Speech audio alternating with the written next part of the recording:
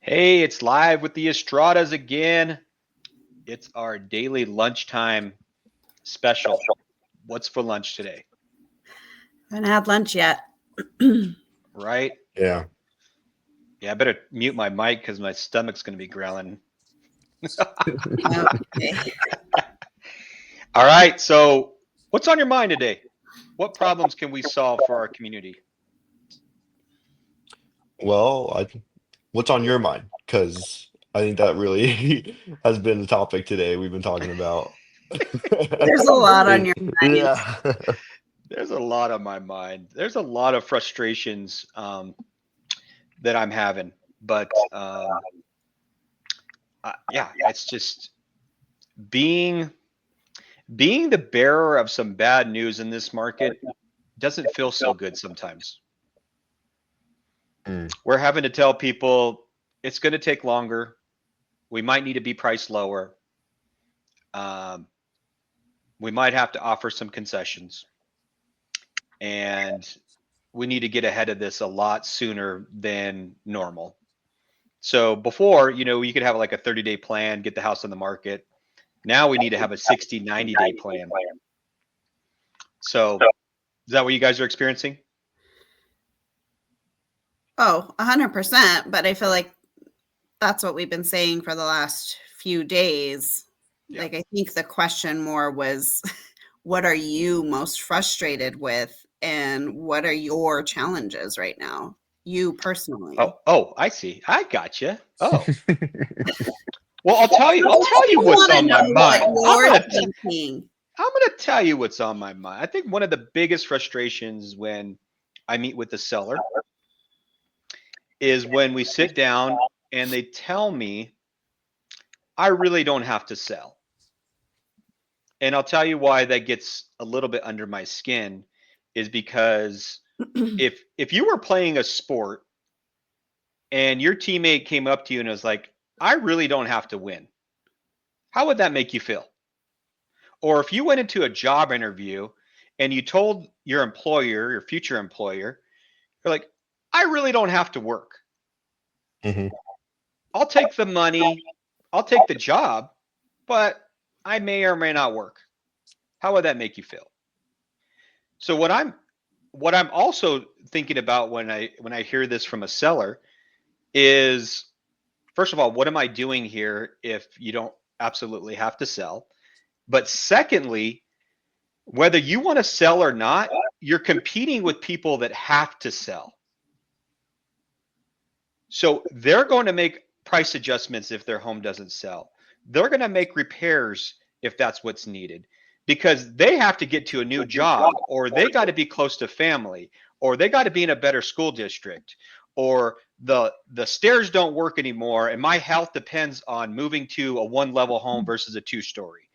So it doesn't matter if you don't want to sell, then you shouldn't put your house on the market to just test the waters, because you're absolutely competing against people that have to sell, period.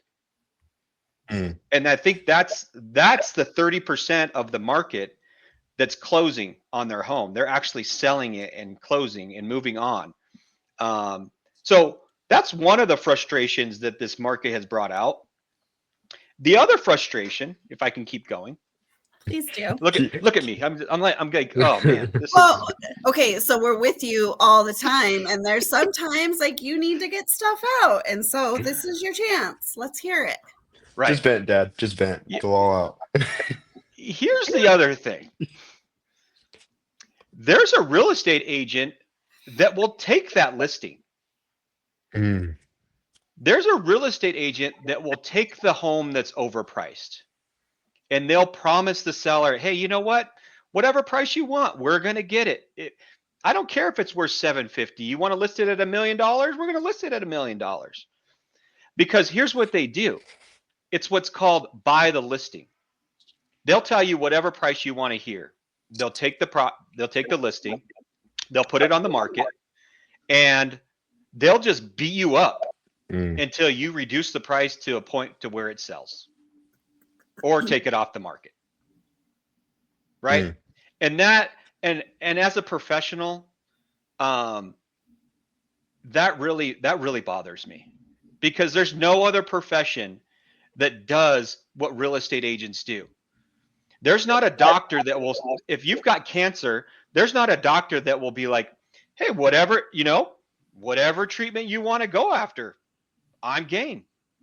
If you want to try wearing different shoes to cure your cancer, let's go for it. Let's see if that works. Or there's not an attorney that be like, oh, I'm going to take your case and see what happens. Mm. No, they got to feel good about the outcome, a positive outcome, in order for them to accept you as a client. But not us as real estate agents. We'll take anybody that's breathing, anybody Mm-hmm. that wants to put their house on the market, we'll take. Mm-hmm. That's ridiculous. I think And it. that's why we're suffering right now Mm-hmm. as an industry. Because our lack of professionalism, we're not willing to tell our clients the truth.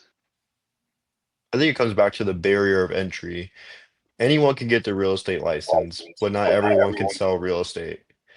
So I think that, with attorneys and doctors, they're going through so much work just become a doctor.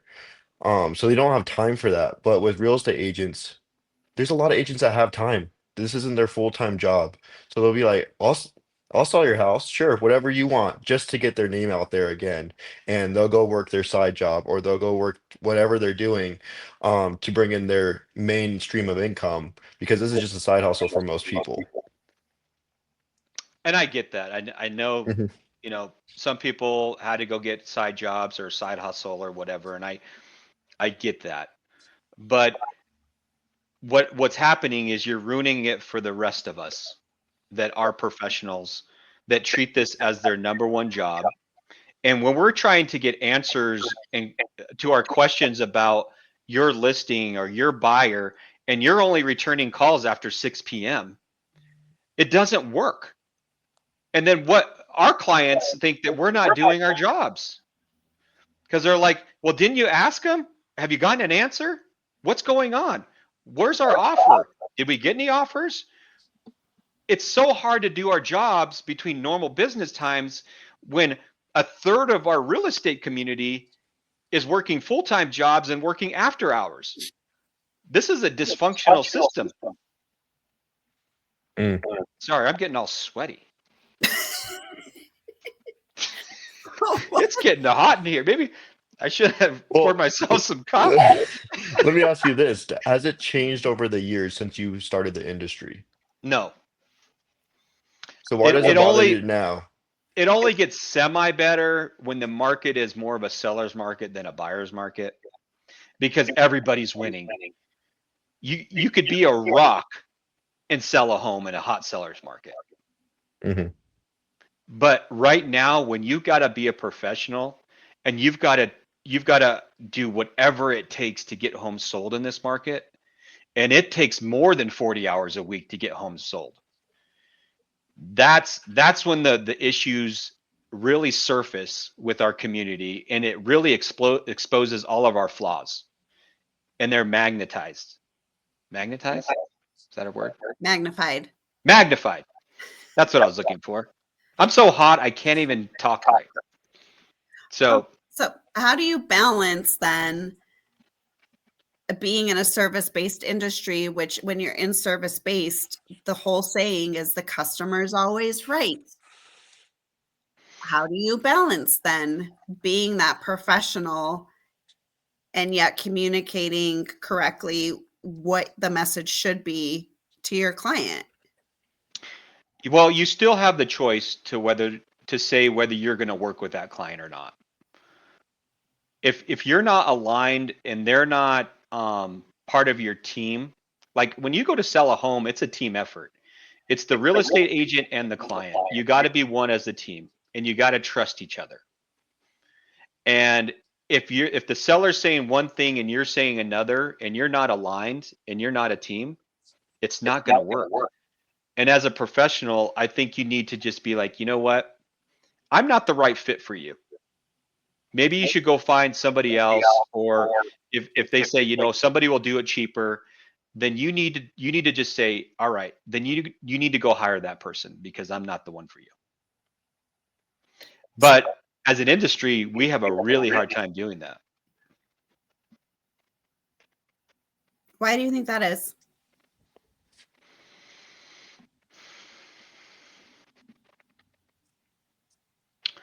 I think too much of us have commission breath. And what I mean by that is that we need a paycheck. Mm. And I think that somewhat trumps and creates bad decision making. And I know that, 26 years in this business, only commission. If I didn't sell something, our family didn't eat. And I understand that sometimes you have to do the right thing, and it's a really tough decision. But at the end of the day, too, even though you say yes to that client, it doesn't mean that you're going to get a paycheck. Mhm. If you take an overpriced listing or you take an unrealistic buyer, it's not magically going to close. Yeah.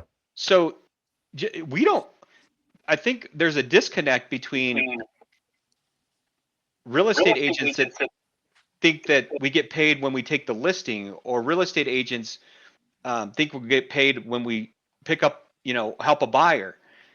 It's not it. I mean, I think we have too many wishful thinkers out there. Mhm. Like, you think you can will your way into a closing, and that's where we get into trouble.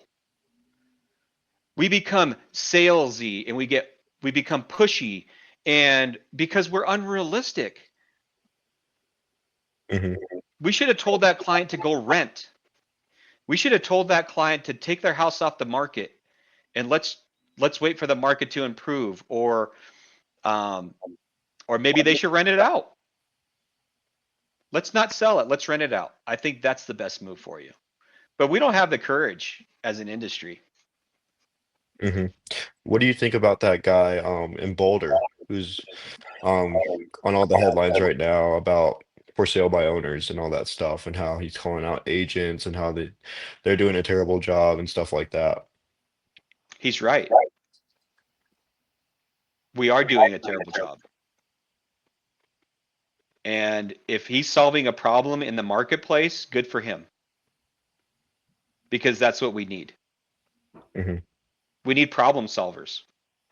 And if he thinks he has a better way to sell properties, I think one mistake that he's not taking into consideration is that when you sell for sale by owner, meaning the owner tries to sell it himself, it's no secret that you're not paying a commission. So what happens when buyers offer on a property where they know that you're not paying a commission? They want the savings passed on to them.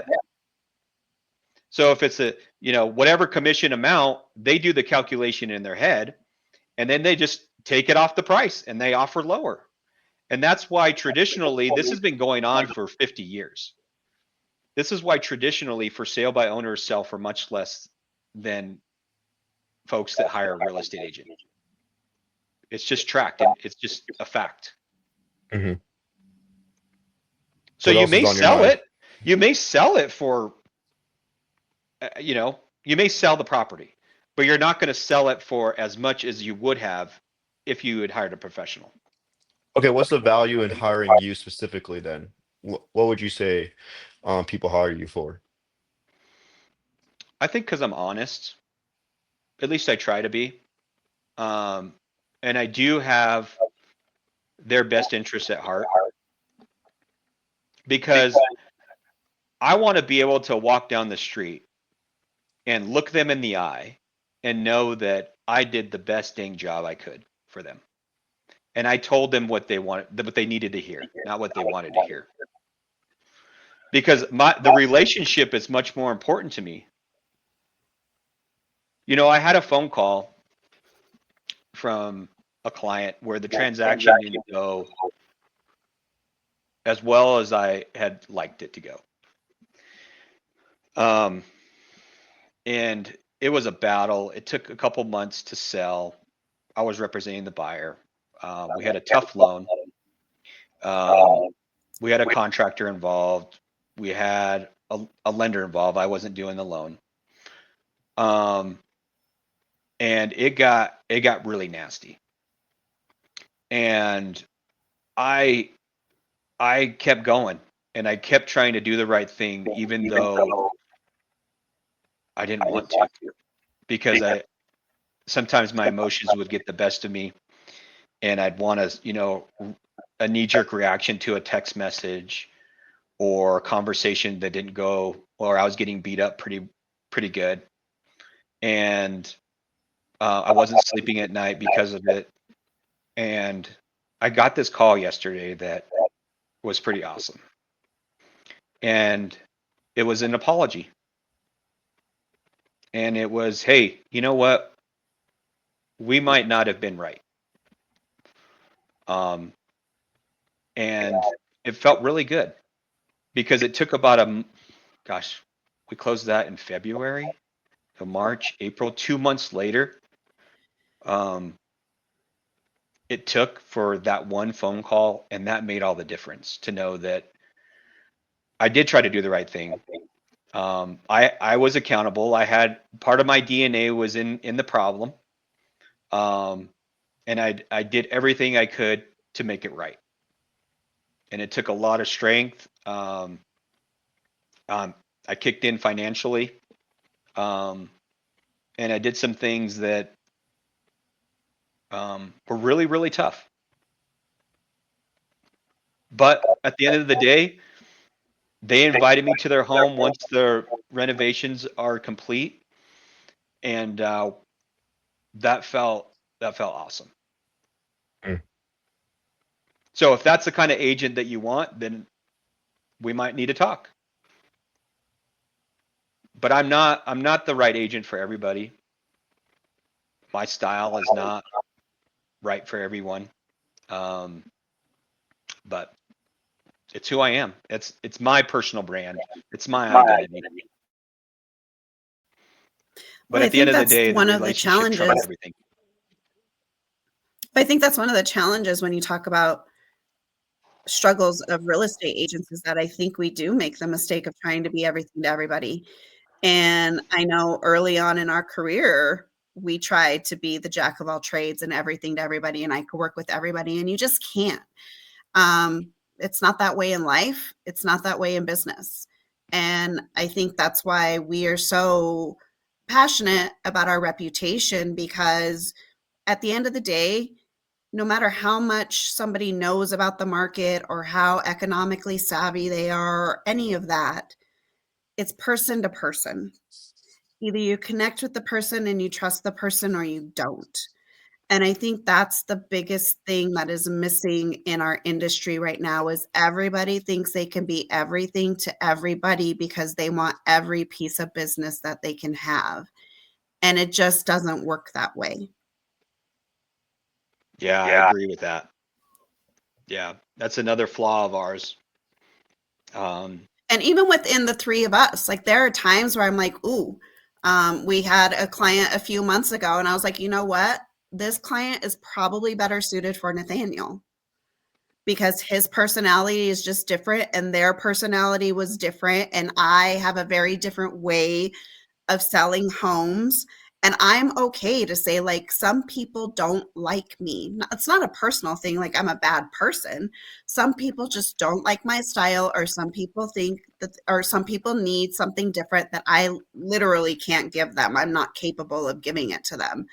And I think humility is missing in our industry to just say, you know what, I'm probably not the right person. Let me find someone who might be the right person for you. We're not willing to do that. We're willing to put ourselves into spaces that we don't belong in. And then it gets really messy and really ugly, and it has a really bad ending. I think that's part of the problem.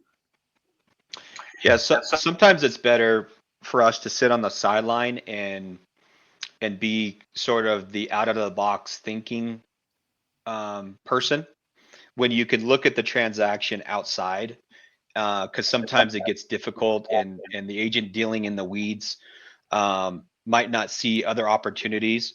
So sometimes it's just to be better to tag team it and be like, all right, I'm not going to be in the minutia of the transaction. I'm just going to step back, and if there's a problem and we need to have some out of the box creative ways to get it done, then I'm here as a resource. But and it may not be best if I'm actually servicing that client Yeah. because it just personalities or whatever it is. So after 26 years of doing this, I mean, these are conversations multiple times a day, every single day, dinner conversations. Like this is literally what we talk about. What do you wish agents would do, or what do you wish agents knew?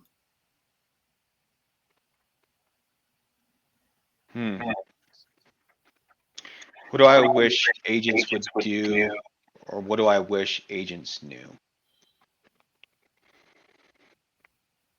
I wish agents would know their worth.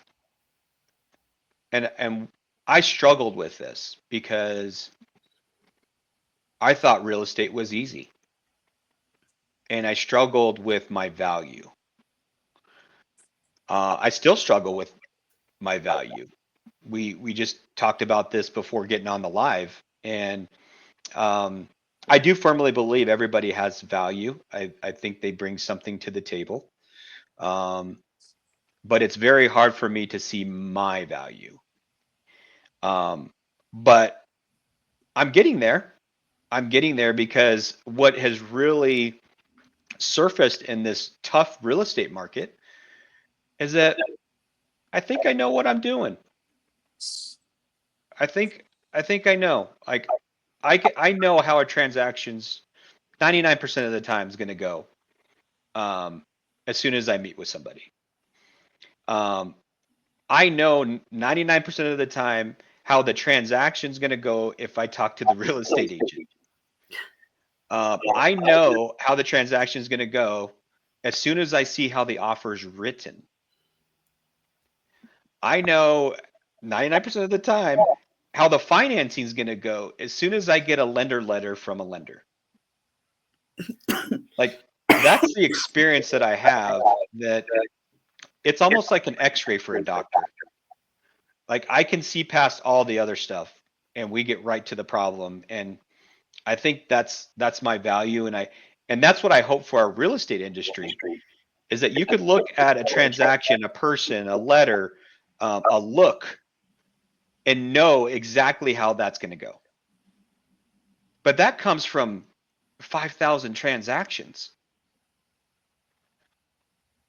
That's a lot of real estate to look at. And that's a lot of human interaction, a lot of, that's decades, almost 3 decades of experience. And I guess what I wish for the real estate community is don't think that you know everything 1 year, 2 year, 3 year, 5 years into it. I mean, it's going to take you at least 10 good years of real estate to almost feel like you've got a handle on it. And I look at my reffing career, yeah, like new refs come up to me now because I'm going to be reffing for, this will be my 7th year. I finally know where to find the basketball court. They're like, what do I need to do to become a good ref? And I said, you need to get to 100 games as soon as possible.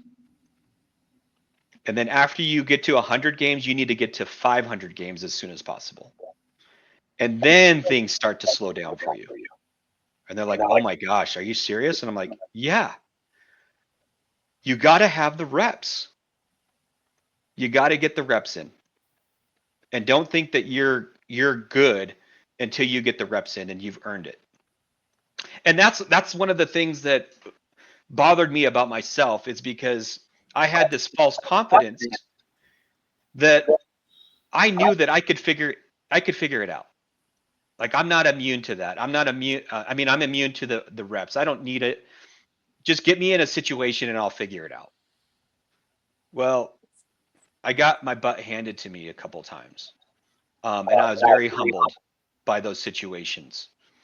And I'm just speaking from experience on that side. That the false confidence. Does that answer it? Do you think about this all the time? Yes. Well, I mean, this is my industry. Mm-hmm. Like this is mine. Like it's 26 years into it. And honestly, I've thought about trying to go do other things, but it was a distraction. It was a way for me. It was an excuse to find that I didn't need to get better. I was running away from getting better. Instead of focusing on the problem, focusing on the constraint, I would run away from it and be like, "Oh, well, I'll just be pretty good at something else." And I go find the shiny object, and I'd find out right away that that business or that opportunity, I call it an opportunity because it made me feel better. That opportunity had crap that I had to deal with too. So why don't I've already paid the tax on real estate for 26 years. Why don't I just try to figure out the solution to the problem that's facing me right here rather than trying to find another opportunity and finding new problems when I could just focus on what I already know? And I'll solve that problem a lot faster than the other problem the other opportunity. So would you say that you truly feel like you are doing the thing that you were put here to do? Mm. I pray about that. And God hasn't shown me another a better opportunity. Well, that's the joke we talk about all the time, right? When we have our hard days and we get frustrated and I'm like, I swear I just need to go do something else. And then we say, well, don't you think after 26 years, God would have been like, hey, maybe look at this over here. We've never, ever, ever, ever had that. So there's your answer. Right. Yep. You like that answer? Sometimes I do and sometimes I don't. Like, I love the answer that, okay, there's the clarity I needed, but sometimes I'm like, oh, but it's really, really hard some days and I don't want to do it some days. Like if Well, I'm would you ask, let's say, a close friend to get in the industry? Like, if you knew them really well, could they handle a tough day of real estate? Well, we struggled with that question with you. When you said, I want to get into real estate, we were like, oh boy. And Mom and I had tough conversations. We're like, do we really want him to go through this pain? And I think we try to be honest with you, try to show you kind of the dark side of real estate and really building any business. It's if you would have said, I want to go sell baseball cards and start a business there, I think it would have been the same. Entrepreneurship and running your own business is tough. It's really, really tough. especially when you start a family. Especially when you start a family, as young as I did and as young as you are. It makes it even more difficult Hmm. because there's a lot of sacrifices that you need to make that your wife's going to have to make them, your family's going to have to make them, it's not just you that's making the sacrifice. So it's tough.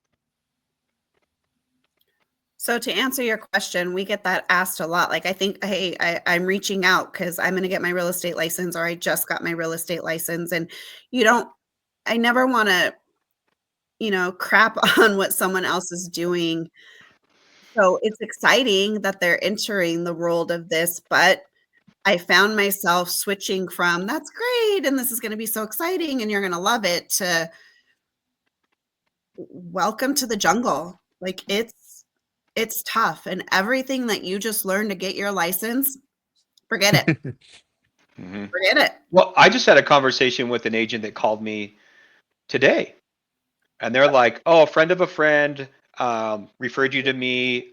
They said that you know how to sell foreclosures, and I want to get into that business." And I think I told her, I was like, reserve your decision until we talk.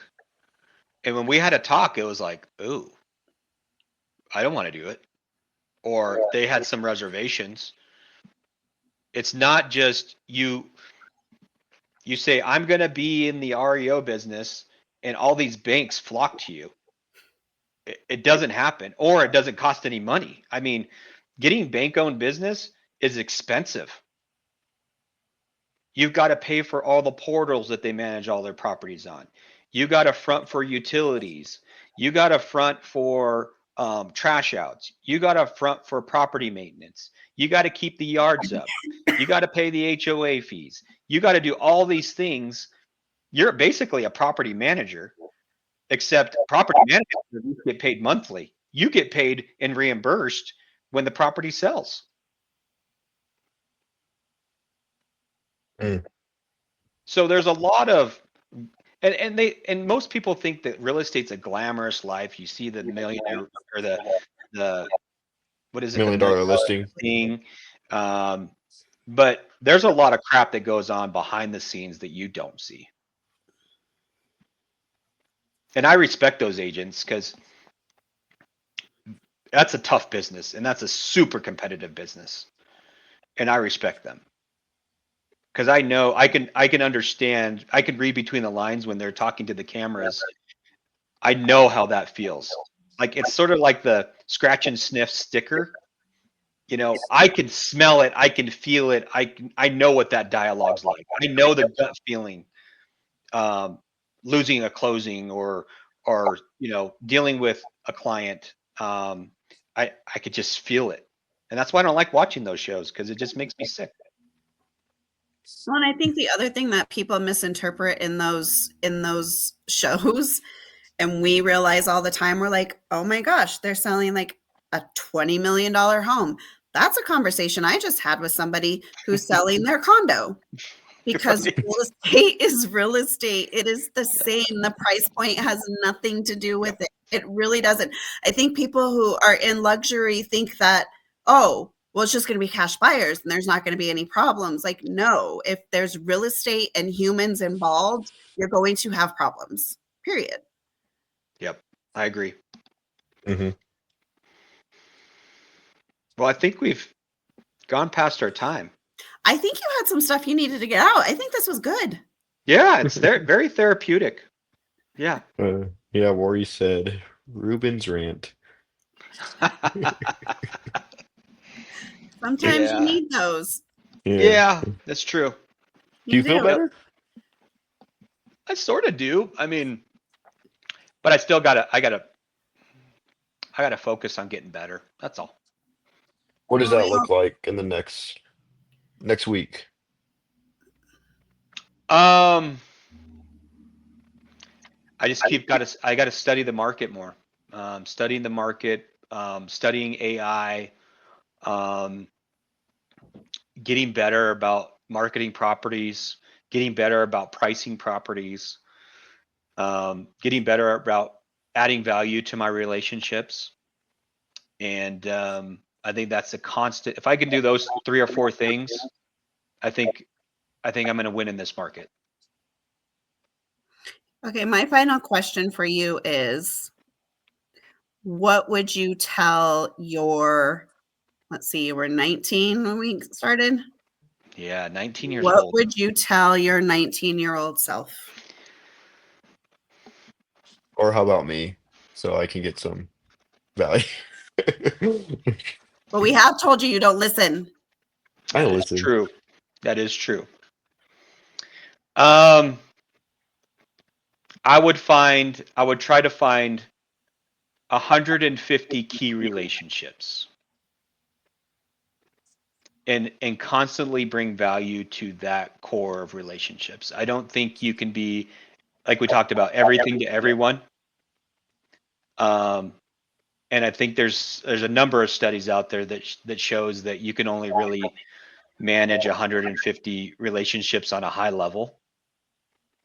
And I would go find your tribe. Go find your 150 where you're constant, like they want you in their circle. Like you provide so much value to them that you're irreplaceable. And go find your tribe and just keep adding value. Hmm. That's it. And if one of the, every one of those people referred you somebody to buy or sell real estate, you'd have a really healthy business and you'd have a business worth owning. Hmm. And a life worth living. Where would you say you're at on how many? It's a good question. I'm probably about 50. Hmm. What qualifies as a key relationship for you? I think that you both add value to the relationship. I don't think it's Mhm. a one-way street. I think a lot of my relationships I feel like are either one way. Like they add a lot of value and I don't add a lot of value to them, or I add a lot of value and they don't add a lot of value to me. Mm. So I think the focus would be the values reciprocated. It may not be at equal times. It's kind of like a marriage where sometimes the spouse has to be, 100% and the other spouse is 0% or 55, 45, something like that. It's never 50-50. So as long as you're reciprocating value and you're increasing that value over time, um, I think that's healthy. What's the thing that you value the most right now? Time. So if someone could make you more time efficient, you would have them in your circle? Absolutely. Yes. Mm. If somebody, yeah, in my circle would either save time or do more in the same amount of time, that has value to me. As the older you get, the more time you want. Like we're talking about the 19-year-old kid that got in the real estate business. I would love to go back there. I don't know if I'd do anything different, but I'd love to go back there just for the sake of time. But I mean, I think I'm where I'm supposed to be.